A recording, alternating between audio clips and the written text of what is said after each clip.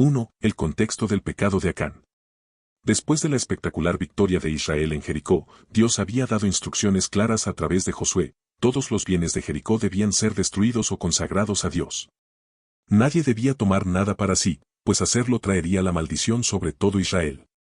Sin embargo, Acán desobedeció este mandato. Si te gusta este tipo de video, suscríbete a nuestro canal, dale like y comparte. Continuemos. 2. La primera derrota en Ai.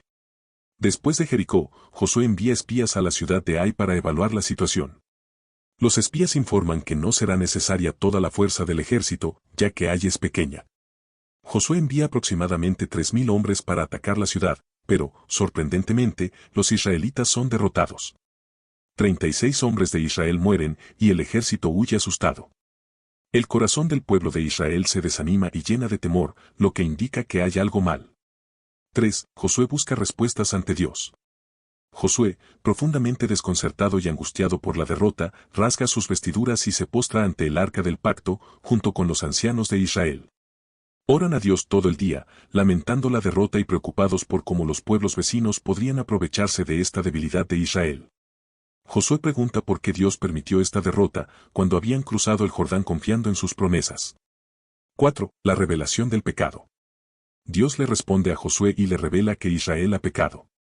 Alguien ha tomado objetos consagrados de Jericó, lo que ha violado el pacto que Dios estableció con el pueblo. Por esa razón, Israel no pudo resistir a sus enemigos. Dios ordena que el pecado debe ser purgado y que no estará con ellos hasta que el problema sea resuelto.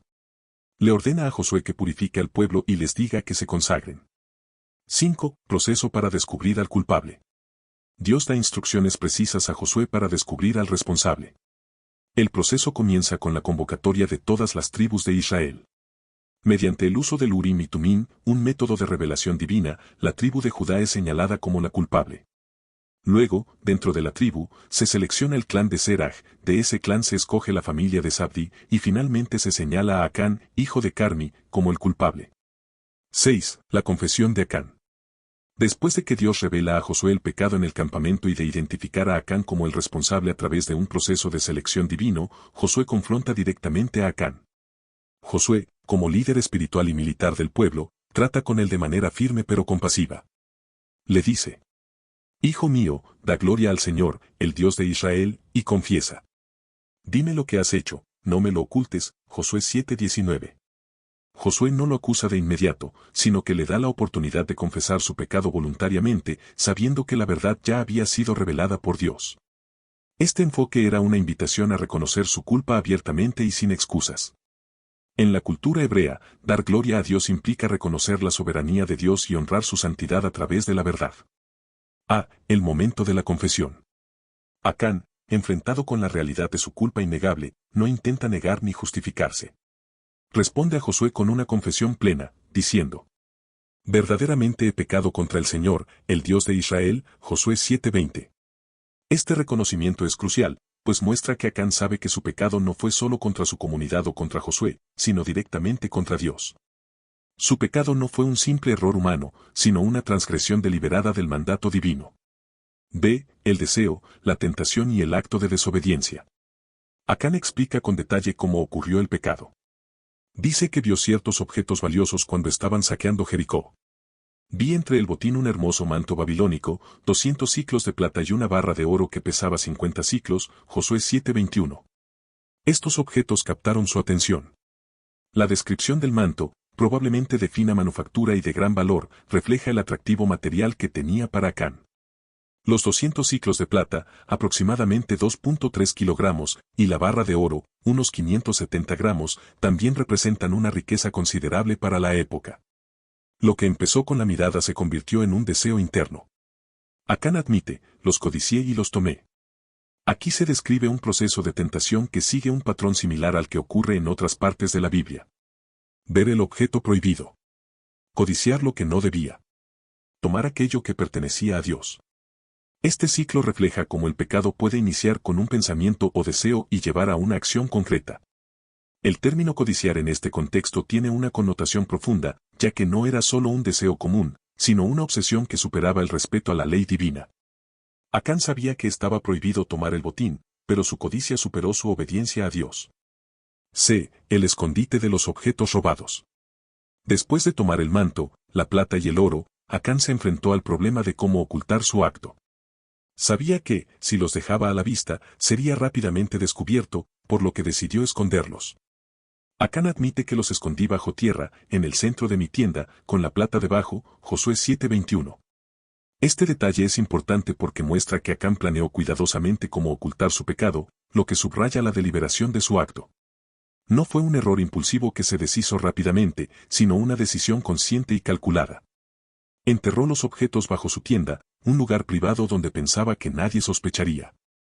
Además, organizó los objetos de tal manera que la plata, siendo menos visible, quedara al fondo. D. El peso emocional del pecado.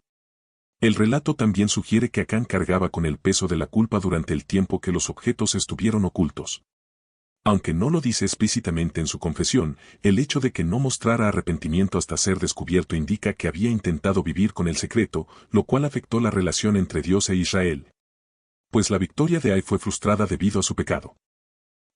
Confesión completa. Acán no omite ningún detalle en su confesión. Describe lo que tomó, dónde lo escondió y cómo lo hizo. Esta confesión no solo revela el alcance de su transgresión, sino que también cumple con la demanda de Josué de confesar completamente ante Dios. No hay excusas ni justificaciones, solo una admisión clara de los hechos. En resumen, la confesión de Acán es un ejemplo de cómo el pecado, nacido de la codicia, puede llevar a la desobediencia directa de Dios. La tentación comenzó con la vista, creció en su corazón a través del deseo, y culminó en una acción que él sabía estaba mal, pero que trató de ocultar. Sin embargo, Dios no dejó que su pecado permaneciera escondido, y la confesión final de Acán revela la seriedad de actuar contra las órdenes divinas en el contexto del pacto con Israel. 7. La recuperación de los objetos robados. Josué envía mensajeros a la tienda de Acán. Allí, bajo tierra, encuentran los objetos que Acán había robado. Los recuperan y los llevan a Josué y a todo el pueblo de Israel, presentándolos ante Dios como evidencia del pecado. 8. El castigo de Acán.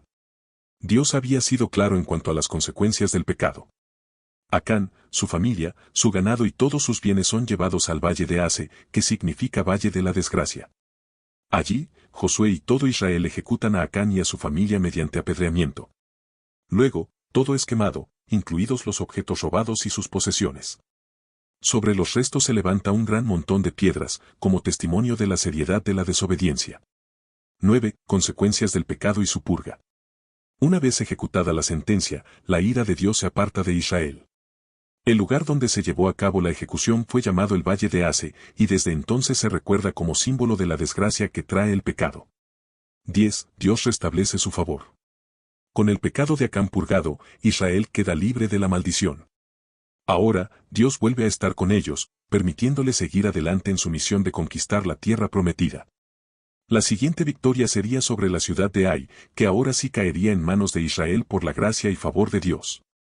Este relato muestra la gravedad del pecado y la desobediencia en el contexto del pacto entre Dios e Israel, así como la justicia divina que no deja impune el pecado. Pero también cómo Dios vuelve a otorgar su favor una vez que el mal es corregido. En resumen, el relato del pecado de Acán, en Josué 7, cuenta cómo, después de la victoria de Israel en Jericó, Acán desobedeció las órdenes de Dios al tomar objetos del botín que debían ser consagrados. Como resultado, Israel fue derrotado en su siguiente batalla en Ai. Josué, buscando respuestas, ora a Dios, quien revela que alguien ha pecado. A través de un proceso divino, se identifica a Acán. Cuando es confrontado, Acán confiesa que codició un manto babilónico, plata y oro, y los escondió bajo su tienda. Como castigo, Acán, junto con su familia y bienes, es apedreado y quemado, purgando así el pecado de Israel, lo que restaura el favor de Dios sobre ellos.